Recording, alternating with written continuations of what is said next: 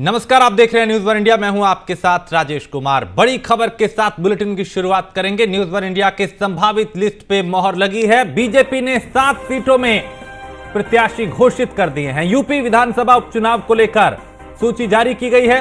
गाजियाबाद से संजीव शर्मा को टिकट दिया है। कुंदरकी से रामवीर सिंह ठाकुर को चुनावी मैदान में उतारा है और खैर सीट से सुरेंद्र दिलेर होंगे उम्मीदवार। करहल से अनुजेश यादव को टिकट मिला है।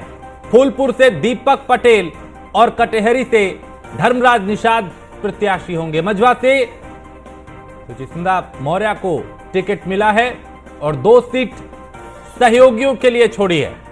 तो ये भारतीय जनता पार्टी की वो लिस्ट है जिस पर न्यूज वन इंडिया पहले ही ये बता रहा था कि यहां से इन नामों को चुनावी मैदान में उतारा जा सकता है। उस संभावित लिस्ट पर मोहर लग चुकी है। तो मझवा से सुचिंदा मौर्य को टिकट मिला है।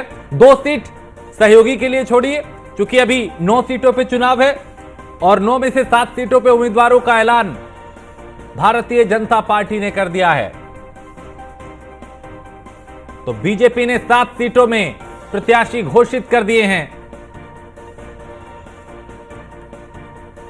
यूपी विधानसभा उपचुनाव को लेकर अब तैयारियां और तेज हो चुकी हैं। एक तरफ समाजवादी पार्टी जो अकेले 9 सीटों पर चुनावी मैदान में हो, उधर गठबंधन में दरार, और इधर भारतीय जनता पार्टी अपने सहयोगियों को साथ लेकर आगे बढ़ती हुई दिखाई दे रही है। तो 13 तारीख को चुनाव होगा और इस चुनाव को जीतने के लिए जी तोड़ मेहनत की जा रही है। अब लगातार समीक्षाएं की जा रही हैं, बैठकें की जा रही हैं, टारगेट सेट किए जा रहे हैं।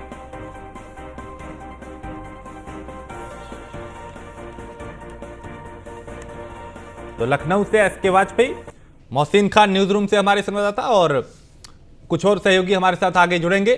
सबसे पहले एसके, चूंकि नामों को लेकर लगातार चर्चा चल रही थी, न्यूज वन इंडिया ने भी एक जो संभावित लिस्ट थी वो जारी की थी। आखिरकार उसी पे मोहर लगी है, वही नाम चुनावी मैदान में। बिल्कुल निश्चित तौर पर अगर हम देखें तो भारतीय जनता पार्टी ने 9 जिन सीटों पर उपचुनाव होने जा रहा है उसमें से 7 सीटें घोषित कर दी हैं। हालांकि 2 सीटें बची हुई हैं, जिसमें से एक मीरापुर सीट है जो कि आरएलडी के खाते में गई है, भारतीय जनता पार्टी की सहयोगी है और पहले ही बीजेपी ने यह घोषित कर दिया था कि बीजेपी मीरापुर की सीट आरएलडी को देगी। हालांकि जहां तक दूसरी सीट का सवाल है वो कानपुर की सीसामऊ है, जिस पर बीजेपी ने अपने प्रत्याशी को नहीं उतारा है। और चूंकि अब अगर हम समय देखेंगे तो 25 से 30 घंटे का समय नामांकन में बचा हुआ है, क्योंकि कल शाम 4 बजे के बाद नामांकन का जो समय है वो खत्म हो जाएगा। उससे एक दिन पहले बीजेपी ने 7 प्रत्याशी घोषित कर दिए हैं। हालांकि अगर हम अब बीजेपी के अपोजिशन में देखेंगे तो सपा की तरफ से भी अब तक 7 प्रत्याशी घोषित किए गए हैं, क्योंकि 2 सीटें बची हुई थी जिनको लेकर कांग्रेस के साथ सपा की बातचीत चल रही थी। हालांकि अब बातचीत नहीं बन पाई है, तो संभवतः आज शाम तक वो दोनों नाम भी आ जाएंगे। और जहां तक भारतीय जनता पार्टी का सवाल है, 7 के बाद 2 सीटें बची हुई हैं, संभवतः एक मीरापुर और दूसरी कानपुर। इन पर भी आधिकारिक तौर पर आज बीजेपी के सहयोगियों की तरफ से अपने प्रत्याशियों का ऐलान कर दिया जाएगा। जहां तक अगर हम इन सीटों के गणित को देखें तो सीधे तौर पर मझवा और साथ ही साथ कटेहरी सीट पर निषाद पार्टी दावा कर रही थी, उसके सिंबल पर यह चुनाव होने चाहिए। हालांकि भारतीय जनता पार्टी ने अपने सिंबल पर दोनों सीटों पर प्रत्याशी घोषित कर दिए हैं। अब थोड़ा यह देखना महत्वपूर्ण होगा, हो सकता है कि निषाद पार्टी के कहने पर ही कटेहरी सीट का प्रत्याशी निषाद समाज से जारी किया गया हो। लेकिन एक बात बिल्कुल निश्चित है कि भारतीय जनता पार्टी इस बार कोई कोर कसर नहीं छोड़ना चाहती। यही एक वजह है कि 9 में से 7 सीटों पर बीजेपी ने अपने प्रत्याशी घोषित कर दिए हैं। अगर हम इन प्रत्याशियों की स्थिति को देखेंगे तो सीधे तौर पर अगर हम बात करें गाजियाबाद की सीट से, तो जहां से संजीव को प्रत्याशी बनाया गया है, बीजेपी के लंबे वक्त तक कार्यकर्ता रहे, पिछले 6 साल से भारतीय जनता पार्टी के महानगर अध्यक्ष हैं और उनको बीजेपी ने अपना प्रत्याशी बनाया है। अगर हम करहल सीट की बात करें, करहल चूंकि मैनपुरी की सीट है, समाजवादी पार्टी का गढ़ माना जाता है और इस सीट पर काफी कुछ बीजेपी ने ताकत झोंकी है। उत्तर प्रदेश के डिप्टी सीएम ब्रजेश पाठक को इस सीट की जिम्मेदारी दी गई है। वहां पर बीजेपी ने अनुजेश यादव को मैदान में उतारा है। हालांकि अनुजेश यादव सपा परिवार से आते हैं, क्योंकि धर्मेंद्र यादव जो सांसद हैं आजमगढ़ से, उनके बहनोई हैं। तो सीधे तौर पर कहीं ना कहीं ये सीट भी काफी महत्वपूर्ण है। बीजेपी ने स्पष्ट तौर पर वहां से जो अपना प्रत्याशी घोषित किया है वो भी समाजवादी पार्टी से ही घोषित किया है, क्योंकि इस सीट पर यादव काफी संख्या में है और निर्णायक भूमिका में है। तो ऐसे में अनुजेश यादव और तेज प्रताप यादव एक दूसरे के सामने होंगे, जो कि एक ही परिवार से आते हैं। तो ऐसे में कहीं ना कहीं मुकाबला काफी दिलचस्प होने वाला है। हालांकि अगर हम कानपुर की सीसामऊ सीट की बात करें तो यहां से पूर्व सांसद रहे सत्यदेव पचौरी की बेटी नीतू का नाम यहां से चल रहा था। चूंकि बीजेपी ने प्रत्याशी घोषित नहीं किया है, तो ऐसे में यह उम्मीद है कि बीजेपी अपने किसी सहयोगी को यहां से मैदान में उतरने का मौका ठीक है, यानी सहयोगियों को भी पूरा सम्मान दिया भारतीय जनता पार्टी ने, ताकि उनको साथ लेके आगे बढ़ा जाए। योगेंद्र सिंह भी हमारे साथ हैं। और योगेंद्र, मैं आपके पास आऊं, लेकिन उससे पहले इस वक्त एक बड़ी खबर अपने दर्शकों को बताएं। चुनाव से जुड़ी हुई एक बड़ी अपडेट आ रही है, जिसमें संजय निषाद की दिल्ली परिक्रमा नाकाम दिखाई दे रही है। मझवा सीट से बीजेपी ने प्रत्याशी उतार दिया है। तो मझवा सीट से बीजेपी ने प्रत्याशी उतारा है और सुचिस्मिता मौर्य को टिकट मिला है। तो मझवा से 2017 से 2022 तक सुचिस्मिता मौर्य बीजेपी की विधायक रही। संजय निषाद की दिल्ली परिक्रमा जो है वो यहां लगता है कि नाकाम होती हुई दिखाई दे रही है। एसके, इस पे छोटा सा रिएक्शन मैं आपका चाहूंगा। यहां समझा जा रहा था कि भाई निषाद पार्टी को साथ लेके चलेंगे, लेकिन यहां पे खेल थोड़ा बिगड़ता हुआ दिखाई दे रहा है।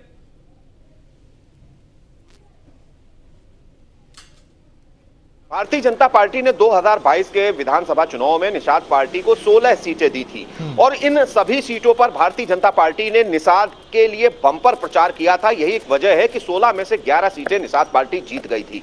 तो सीधे तौर पर 2 सीटों की मांग जरूर निषाद पार्टी की तरफ से की जा रही थी, लेकिन भारतीय जनता पार्टी इस उपचुनाव में कोई भी मौका नहीं गंवाना चाहती है, क्योंकि 2024 के जो परिणाम आए वो बीजेपी को असहज करने वाले हैं। यही एक वजह है कि अब बीजेपी जो आगे के चुनाव है उसमें बेहतर परफॉर्म करना चाहती है और अपने सिंबल पर ही मैदान में जाना चाहती है और यह दिखाना चाहती है कि उत्तर प्रदेश में चीजें फिर से सामान्य हो चुकी हैं और चीजें भारतीय जनता पार्टी के पक्ष में हैं। यही एक वजह है कि अगर आप 10 सीटों को देखेंगे तो 10 में से जिन घोषित करने थे उसमें से 7 भारतीय जनता पार्टी के सिंबल पर हैं। तो बीजेपी सीधे तौर पर भले ही निषाद को सीट ना दे रही हो, लेकिन एक बात बिल्कुल साफ है कि बीजेपी इन सभी सीटों को लेकर काफी गंभीर है और कोशिश भी कर रही है कि इसको जीता जाए, ताकि एक मैसेज लोगों के बीच जाए कि बीजेपी में सब कुछ ठीक है और जो भी दिक्कतें 2024 की थी उनको ठीक कर लिया गया, उनको दूर कर लिया गया। ठीक है योगेंद्र, यहां का समीकरण क्या कहता है? जिस उम्मीदवार को उतारा है उसका क्षेत्रीय जातिगत समीकरण जो है वो क्या कहता है और क्या समीकरण यहाँ का? देखिए, जहां तक मैं सुरेंद्र दिलेर की बात करूं, सुरेंद्र दिलेर के दादाजी किशनलाल दिलेर हाथरस के सांसद रहे लगातार। उसके बाद उनके बेटे राजवीर दिलेर वो भी हाथरस से सांसद रहे, लेकिन पिछले चुनाव लोकसभा चुनाव में उनका वहां से टिकट कट गया। उसके बाद उनकी हार्ट अटैक से मौत हो गई। उसकी मौत की वजह से अब बीजेपी के पास यहाँ पर अगर टिकट देने के लिए सबसे बढ़िया कैंडिडेट था तो सुरेंद्र दिलेर था। अब मैं आपको जातीय समीकरणों की बात बताऊं। जातीय समीकरण यहाँ पर 4,03,000 वोट है, जिसमें से लगभग 1,10,000 के करीब तो जाट मतदाता है और करीब 70,000 के करीब पंडित है और जो बनिया है, बनिया लगभग 25,000 है और SC 65,000 के करीब है और बाकी में सब ये मुस्लिम है 35,000। तो जो भी जो जैसे यहाँ पर पिछला चुनाव अनु वाल्मीकि था, अनु वाल्मीकि लगभग 1.25 लाख वोटों से यहाँ पर जीता था सीट पर, लेकिन उसके बाद जब लोकसभा का चुनाव हुआ तो लोकसभा के चुनाव में जो यहाँ से जो सांसद सतीश गौतम को वोट मिले वो लगभग दूसरे पक्ष को सपा को मिले 1,02,000 और इनको मिले 1,01,000, यानी कि उस कंडीशन में यहाँ से इनकी हार हुई थी बीजेपी की। तो इस कंडीशन अब जो इन्होंने साफ सुथरी छवि का, क्योंकि सुरेंद्र दिलेर बिल्कुल एक नया लड़का है, साफ सुथरी छवि का है, तो इसलिए एक तो इसका, दूसरा उसको जो पीछे से जो उनके पिता की मौत हुई है उसकी भी कुछ हमदर्दी यहाँ पर वोट मिलेगी। तो उम्मीद है कि इस छवि की वजह से यह जीत जाए, क्योंकि यहाँ पर जो जाटों में सबसे ज्यादा पॉपुलर कैंडिडेट है वो ओमपाल, जो कि RLD से था। जब RLD का इनका पैक्ट नहीं हुआ तो वो उसने अब सपा ज्वाइन कर ली, तो हो सकता है उसको सपा टिकट दे दे, क्योंकि जिस तरीके से जाट है यहाँ पर ज्यादा सपा और ये काफी अच्छी इसकी पकड़ है जाटों में, तो कांटे की टक्कर रहेगी। बीजेपी के लिए सीट आसान नहीं है, लेकिन बीजेपी जहां तक उम्मीदें निकाल लेगी। ठीक है मोहसिन, चूंकि बीजेपी पे भी दबाव इस चुनाव को लेकर काफी महसूस किया गया और शायद यही वजह है कि एन वक्त पे लिस्ट जारी की गई है। बीती रात भी हम इंतजार करते रहे, संभावना थी कि रात को जारी होगी, लेकिन चलिए अब हुई। इस लिस्ट को किस तरह के समीकरण में देखें, चूंकि सहयोगियों को साथ रखना, उधर इंडिया जो गठबंधन है वो टूट चुका है, उसमें दरार दिखाई दे रही है। यहां बीजेपी की जो लिस्ट है इसके जरिए किस तरह के समीकरण साधने की कोशिश?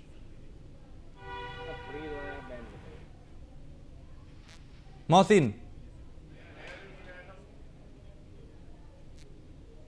तो मोहसिन तक शायद अभी आवाज नहीं पहुंच रही। पीयूष, आपको आवाज मिल रही है?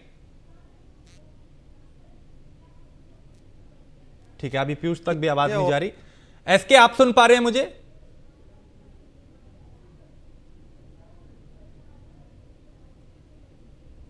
शायद ऑडियो में दिक्कत है अभी। ठीक है, पीयूष के पास अभी शायद आवाज जा रही है। पीयूष, चूंकि इस लिस्ट को लेके बीजेपी पे भी क्या दबाव था, जो थोड़ी देर हुई जारी करने में, एन वक्त पे ये लिस्ट जारी की है, कल नामांकन का आखिरी तारीख है, क्या समीकरण साधे गए और क्या यहां से क्या मैसेज देने की कोशिश है? क्या सहयोगियों को साध पाए हैं, साथ लेके चल पाए हैं? हालांकि संजय निषाद की जो दिल्ली परिक्रमा है वो नाकाम होती हुई दिखाई दी। बिल्कुल, अगर हम बात करें, चूंकि इस वक्त हम वहीं पे मौजूद हैं जहां आमतौर पे संजय निषाद रुकते हैं और आपको तस्वीरें यहां पर दिखा दे, ये प्रवीण निषाद का आवास रहा है और यहीं पर संजय निषाद रुकते हैं। आमतौर पे यहां पर गाड़ियों का काफिला रहता है, लेकिन सबसे बड़ी बात है कि थोड़ी देर पहले जब हम यहां पे मौजूद लोगों से हमने पूछा कि संजय निषाद यहाँ पर मौजूद हैं कि नहीं, उन्होंने कहा कि संजय निषाद दिल्ली में तो है लेकिन वो यहाँ पर मौजूद नहीं है। और आप समझिए कि किस तरीके का पूरा जो सिनेरियो है वो बीते 3 से 4 दिनों में बना है दिल्ली में। दिल्ली में संजय निषाद आते हैं और संजय निषाद की मुलाकात जो है वो भारतीय जनता पार्टी के राष्ट्रीय अध्यक्ष जेपी नड्डा से परसों होती है। देर रात तक ये बैठक चलती है और इस बैठक में ना सिर्फ संजय निषाद की मौजूदगी रहती है बल्कि उनके बेटे प्रवीण निषाद की भी मौजूदगी रहती है। हालांकि अगले दिन संजय निषाद ये दावा करते हैं कि सब कुछ ठीक चल रहा है, हमने जो भारतीय जनता पार्टी से कहा है और भारतीय जनता पार्टी हमें सीटें देंगी। हालांकि संजय निषाद ये भी कहते हैं कि हमने उन पर छोड़ दिया है। लेकिन सबसे बड़ी बात यह है कि संजय निषाद लगातार जो प्रेशर पॉलिटिक्स है वो कहीं ना कहीं भारतीय जनता पार्टी के आला कमान पर करते रहे हैं।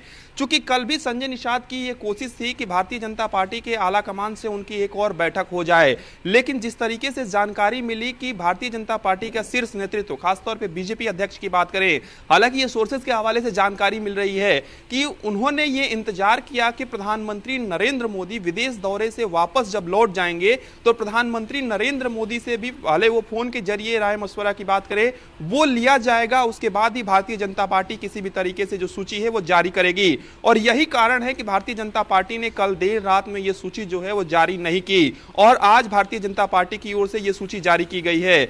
सबसे बड़ी बात है कि भारतीय जनता पार्टी ये स्ट्रांग मैसेज देना चाहती है कि ठीक है, भारतीय जनता पार्टी को पिछले बार लोकसभा चुनाव में उससे पहले के चुनाव के मुकाबले थोड़ी बहुत कम सीटें जरूर आई हैं, लेकिन भारतीय जनता पार्टी हरियाणा को लेकर पूरी तरीके से उत्साहित है और बीजेपी ने अपनी रणनीति भी बदली है। और भारतीय जनता पार्टी इस बात को बखूबी जानती है कि अगर आज वो किसी प्रेशर पॉलिटिक्स में पड़ते हैं, अगर आज वो किसी भी तरीके से किसी एनडीए के घटक दलों के दबाव में आते हैं तो कल को जो क्षेत्रीय घटक दल हैं वो पूरी तरीके से भारतीय जनता पार्टी पर दबाव बनाएंगे और कहीं ना कहीं इसका नुकसान भी बीजेपी को हो सकता है।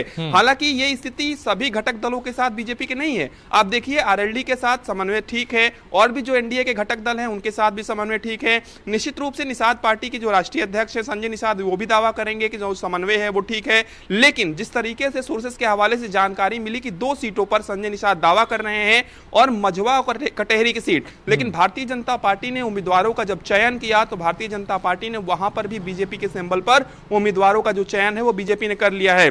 चूंकि ये लिस्ट पूरी तरीके से तैयार थी, बस सहमति जो है वो कहीं ना कहीं प्रधानमंत्री नरेंद्र मोदी की लेनी थी। इसके साथ ही अगर हम बात करें तो अब आने वाला वक्त बताएगा कि संजय निषाद का अगला रुख क्या कुछ रहने वाला है। जिस तरीके की अभी फिलहाल जानकारी मिल रही है कि संजय निषाद दिल्ली में मौजूद हैं, तो अब लिस्ट जारी होने के बाद कहीं ना कहीं अब कटहरी की बात या मझवा की बात करें, वहां पर तो परिवर्तन नहीं होगा। बची सीट जो है वो सीसामऊ की, तो निश्चित रूप से अगर हम बात करें तो सीसामऊ को लेकर भारतीय जनता पार्टी इसलिए असमंजस की स्थिति में है क्योंकि जो नाम सुझाए गए हैं वो बीजेपी के लिए ही सुझाए गए हैं और दोनों ही प्रमुख नाम है जिसको लेकर भारतीय जनता पार्टी अपने ही प्रत्याशी के चयन के लिए कहीं ना कहीं असमंजस की स्थिति में है। लेकिन अभी भी संभवतः संजय निषाद को शायद उम्मीद जरूर होगी, लेकिन लगभग अब ब्रेक लग चुका है और भारतीय जनता पार्टी ने ये बता दिया है, ये स्ट्रांग मैसेज दे दिया है कि किसी भी तरीके से बीजेपी पर आप दबाव नहीं बना सकते हैं। आप ठीक है, दोनों तरफ यानी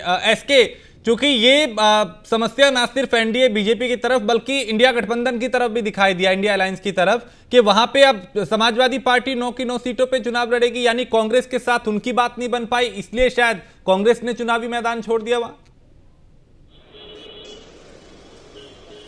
बिल्कुल निश्चित तौर पर, क्योंकि अगर हम देखें तो कांग्रेस की तरफ से लगातार समाजवादी पार्टी पर दबाव बनाया जा रहा था कि 10 में से 5 सीटें दी जाएं। हालांकि जब उपचुनाव की घोषणा सिर्फ 9 सीटों पर हुई तो कांग्रेस 4 सीटों पर आ गई, जिसमें फूलपुर, मझवा, खैर और गाजियाबाद सीट कांग्रेस की तरफ से मांगी जा रही थी। हालांकि इस दौरान ही समाजवादी पार्टी की तरफ से मझवा और फूलपुर पर प्रत्याशी घोषित कर दिए गए, जिसके बाद कहीं न कहीं कांग्रेस और समाजवादी पार्टी की बात बिगड़ती हुई नजर आई।